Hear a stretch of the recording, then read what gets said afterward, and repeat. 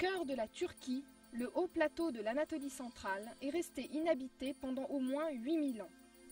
Parmi ses plus célèbres régions, la Cappadoce, citée dans la Bible, est aujourd'hui célèbre pour son paysage volcanique, surnaturel et ses délicieux vins locaux.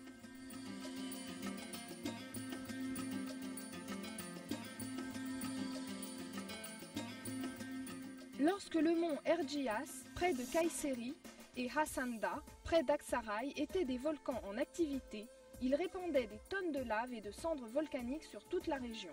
La cendre se solidifiait et se changeait en une roche molle érodée par le vent et l'eau et transformée en vallées, plateaux, gorges, cavernes et pinacles. Les premiers chrétiens s'installèrent en Cappadoce pour pratiquer leur religion en paix.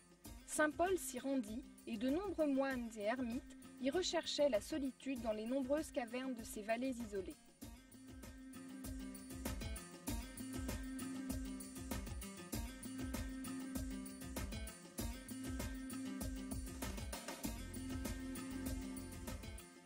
Aujourd'hui, la Cappadoce est l'une des régions les plus belles de Turquie. Les visiteurs viennent du monde entier pour y voir le musée en plein air de Göreme, un site inscrit sur la liste du patrimoine mondial, qui abrite une douzaine d'églises médiévales souterraines. L'intérieur des églises est généralement orné de fresques colorées représentant des scènes religieuses. L'église sombre, Karanlık Kilise en turc, et l'église à la boucle, ou Tokalı Kilise, figurent parmi les plus belles. Non loin de Göreme se trouve Zelve, un autre musée en plein air. 3 vallées abruptes se rassemblent pour former cette région historique, qui abrite également d'anciennes églises et habitations souterraines. Les vallées de Zelve furent en fait peuplées jusque dans les années 50.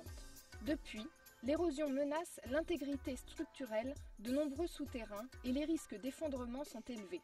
Les habitants ont donc dû émigrer vers les contrées voisines.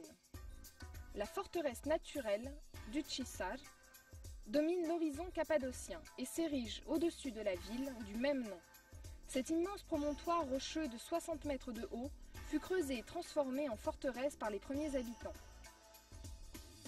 Aujourd'hui, les visiteurs grimpent jusqu'au sommet par un système de cavernes et de passages pour jouir de splendides vues panoramiques.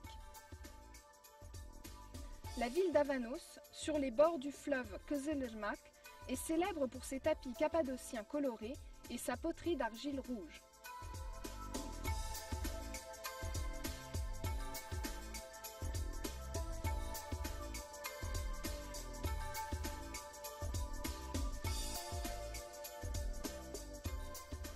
Parmi les sites les plus étranges de cette étonnante région, les villes souterraines, de grands labyrinthes de tunnels, de cavernes et de passages, descendent jusqu'à 7 et 8 niveaux en dessous de la terre.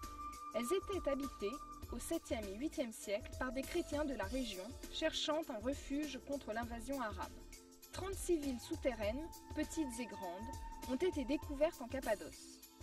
Chaque refuge souterrain dispose de cuisines, de pressoirs à vin et à olives, de salles à manger, d'étables, de chambres à coucher, de zones de rangement, de puits profonds, de conduits de ventilation et même d'églises.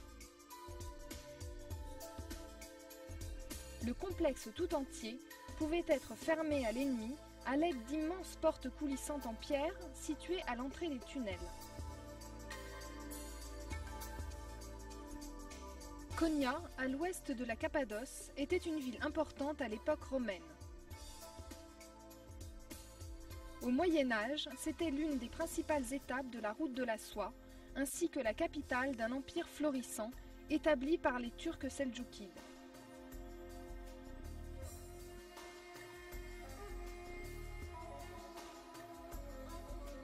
À l'apogée du règne seldjoukide, au XIIIe siècle, c'est à Konya que résidait Mevlana Celaleddin Rumi, l'un des plus grands poètes et philosophes mystiques au monde. Les disciples de Rumi devinrent les derviches tourneurs, une confrérie mystique du soufisme qui recherche la communion spirituelle avec Dieu dans une danse circulaire captivante. Les caravansérails, importantes structures fortifiées, bâties pour promouvoir le commerce sur la route de la soie, sont nombreuses en Cappadoce. Les riches bienfaiteurs seldjoukides turcs, hommes et femmes, ont octroyé des fonds pour leur construction. Ils fournissaient également des repas quotidiens aux nomades, du fourrage pour les animaux, des mosquées pour prier, des bains et dispensaient des soins médicaux et vétérinaires. Les caravansérails étaient construits à environ 20 km de distance les uns des autres, soit un jour de voyage pour une caravane à dos de chameau. Il existe plus d'une centaine de ces superbes édifices en Turquie, la plupart se trouvant en Cappadoce.